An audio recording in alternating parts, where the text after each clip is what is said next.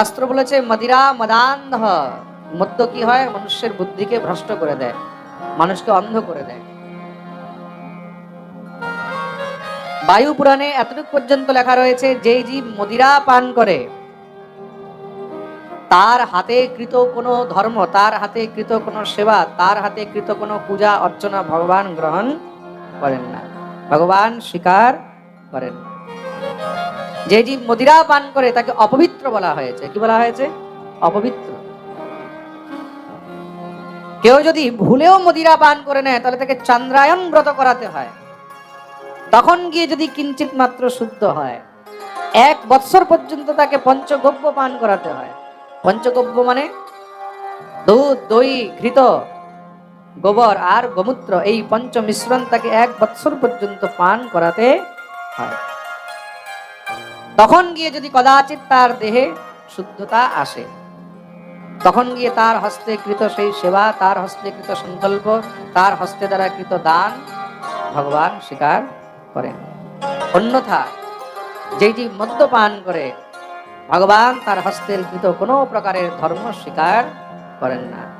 তার জন্য কদাচিৎ কোনো সময় ভুলেও মদ্যপান করিতে নেই। এইটা তো হলো শুধু এই পৃথিবী লোকের কথা। আর যে মদ্যপান করে মৃত্যুর পরে তাকে কি সাজা দেওয়া হয়? সুরাপান সহস্রাণাম, যে সুরাপান করে তাকে 1000 কল্প পর্যন্ত নরক ভোগ করিতে হয়। 1000 কল্প পর্যন্ত তাকে নরক ভোগ করতে হয়। বিজয়াম এক কল্পেন দশকল্পেন নাগিন। যারা গাঁজা খায় না, যারা গাঁজা পান করে তাদেরকে 1 কল্প পর্যন্ত নরক ভোগ করতে হয়। 1 কল্প মানে ব্রহ্মার 1 দিন। আর ব্রহ্মার 1 দিন মানে আমি আগেই বলেছি মন্বন্তর বর্ণনের মধ্যে হাজার হাজার মহারাজ যুগ।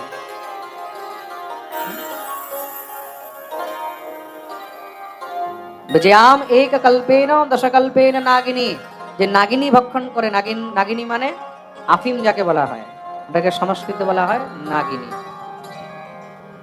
মানে সর্পের বিষ যেরকম নেশা করে সেটাও তেমনি নেশা করে, তার জন্য তাকে বলা হয়েছে নাগিনী। যে সেই বস্তু গ্রহণ করে তাকে 10 কল্প পর্যন্ত নরক ভোগ করতে হয়। সুরাপান সহস্রাণাম। আর যে মদ্যপান করে তাকে সহস্র কল্প পর্যন্ত নরক ভোগ করতে হয়। আর ধূম্রপান,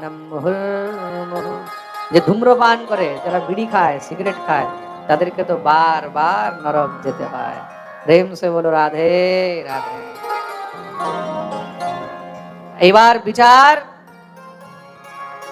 তাদেরকে করতে হবে যারা এই সব দুষ্বৃত্তির মধ্যে ঢুকে রয়েছে।